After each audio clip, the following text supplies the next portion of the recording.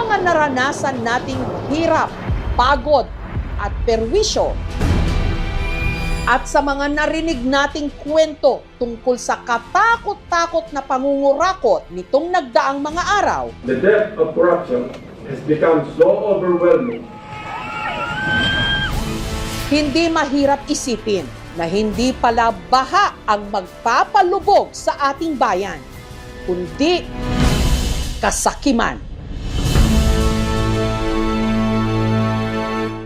Na hindi pala baha ang magpapalubog sa ating bayan, kundi kasakiman. Kasakiman. Kasakiman. Ngayon, sa pagpihit ng panahon, ang hagupit ng La Nina at mga matinding pag-ulan naman ang ating binabantayan at pinaghahandaan. Mahigit 5,500 flood control project ang natapos na at marami pang iba ang kasalukuyang ginagawa sa buong bansa.